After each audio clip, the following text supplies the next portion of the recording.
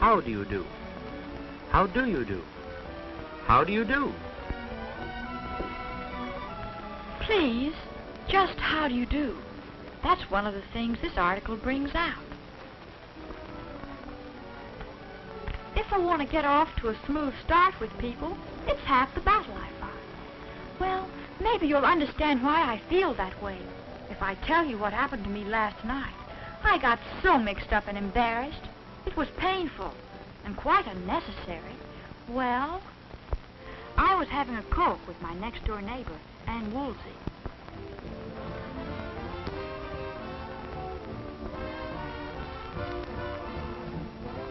She's home from college for the holidays. And such fun. She makes everyone feel welcome. I was having a wonderful time listening to her tell all about her college experiences.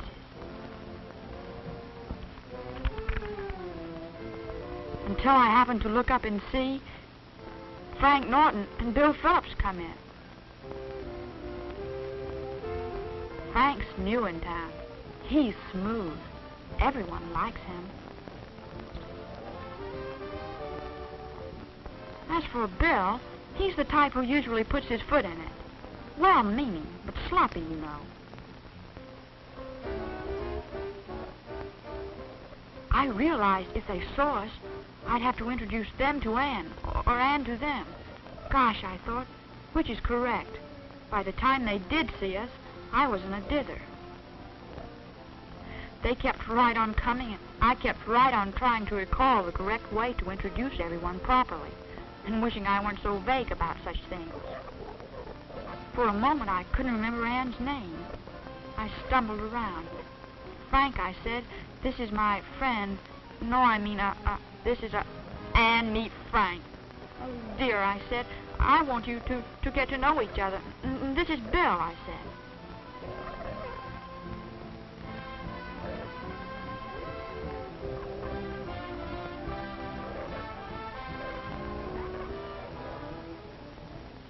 I felt so adolescent, such a little thing to get so mixed up and excited about. Right then and there, I decided it was high time I got the whole matter of introduction straight, so I'd never have to think twice about them again.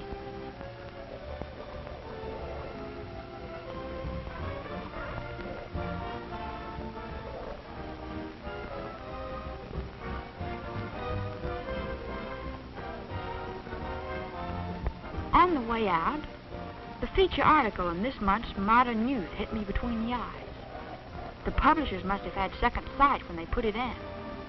I bought the magazine to do a little homework. And that's what I'm doing. Well, we're all apt to make a boner now and then.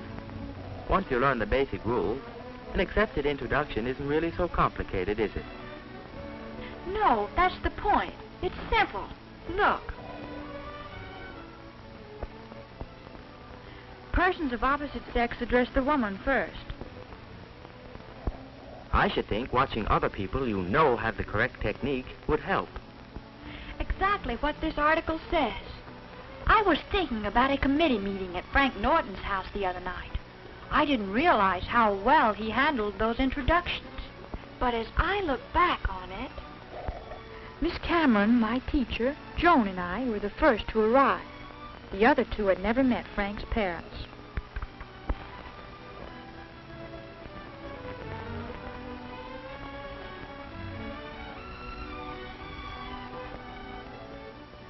But I knew everyone there, so I said, "Good evening, Mrs. Norton." Good evening, Peggy. It's nice to see you again. Thank you. Then I stepped aside while Frank introduced the others. Miss Cameron, this is my mother. How do you do? I'm glad to meet you at last, Miss Cameron. Frank has talked about you so much and so favorably.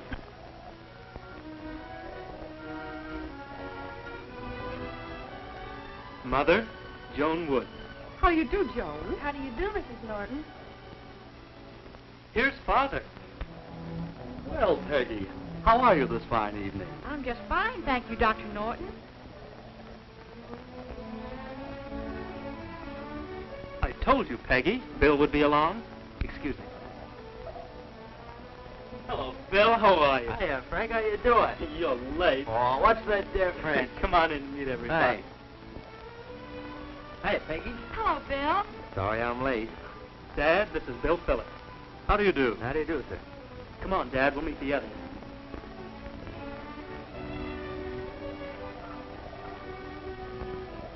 Miss Cameron, this is my father. How do you do, Miss Cameron? How do you do? Dad, I want to introduce you to Joan Wood. How do you do? How do you do? Excuse me, please. Would you excuse Bill for a moment, please, Peggy? Certainly. Thank you. Mother, I'd like to introduce Bill Phillips. How do you do? Frank tells me you're the captain of his basketball team. Well, yes, I am, Mrs. Norton. Well, it's been nice to see all of you. We'll leave you to your meeting now, if you will excuse us. They then said goodbye to us all, and they left. You see, nobody squirmed at Frank's introductions. They were all so simple and right to the point. We can all probably learn something from your experience. Just be sure you didn't miss anything. We can compare both these occasions with some of the points in the article. Would that do it? It should. Let's start with the one about speaking the woman's name first when introducing a man to her. Remember the mess you made of that one? You got all mixed up to start with. Your friends got the idea all right, but introductions like meet so-and-so or let me make you acquainted with so-and-so are considered awkward anyway. Let's see how Frank introduced his father to his teacher. Addressing the woman first, he said, Miss Cameron, this is my father. How do you do, Miss Cameron? How do you do? There is one exception to the rule. Did you notice? Dad, I want to introduce you to Joan Wood.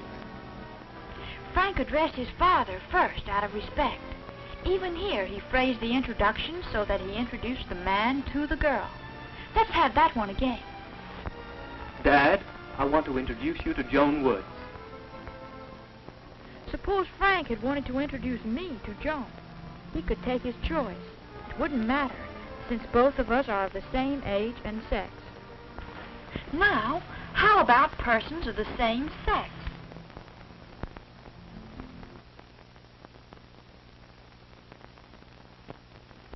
Here, Frank wanted to show Miss Cameron respect as a teacher and as a visitor in his home, so he addressed her first. He said simply, Miss Cameron, this is my mother. when he came to Joan and his mother, he addressed his mother first because she was the older of the two. He merely gave the name with a slight pause in between. Mother, Joan Wood. when Frank introduced Bill, he spoke to his father first because he was older. Hey, Peggy. Hello, Bill. Sorry I'm late.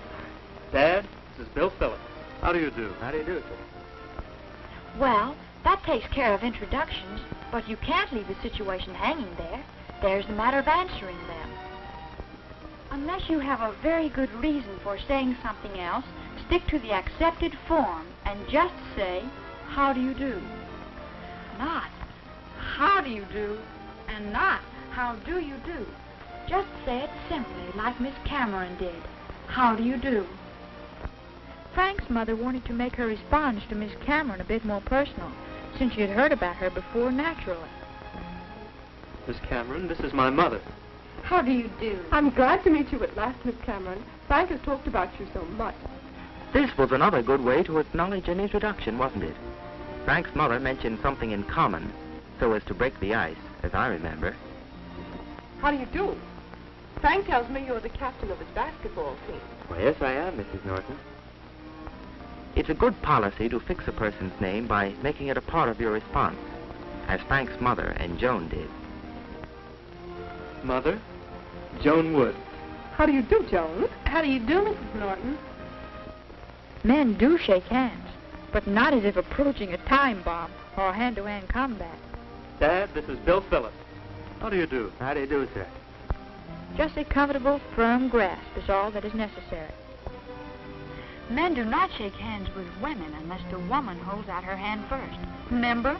I said Bill was kind of sloppy about such things.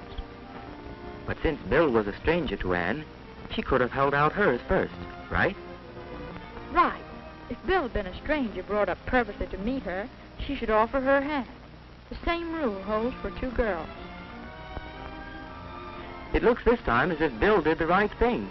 He waited for Mrs. Norton to offer her hand. Mother, I'd like to introduce Bill Phillips. How do you do? Yes, the woman always takes the initiative when it comes to shaking hands with a man. What else? How about rising? When should a man rise? When should a girl? Oh, yes. Let me see. I'll have to dream up a situation. Imagine Frank sitting there where I was. Then imagine me bringing Joan to introduce him to her. Frank would rise the moment he realizes I'm bringing someone to be introduced to him.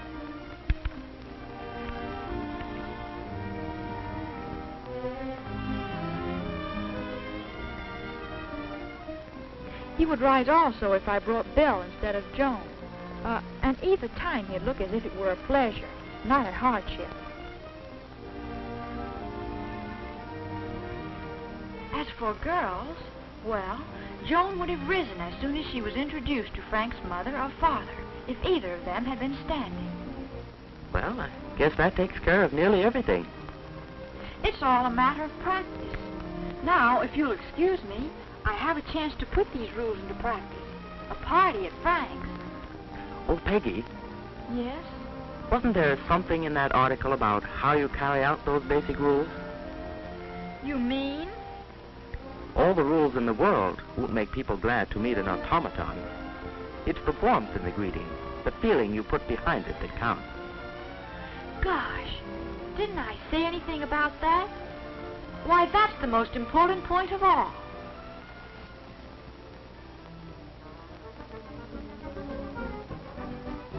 How's Peggy getting along?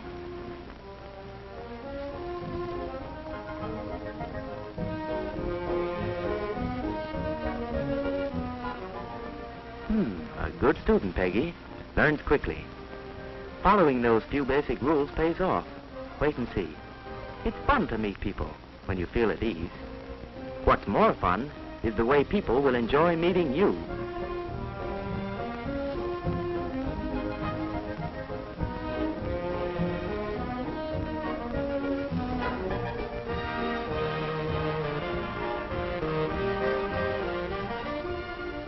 See?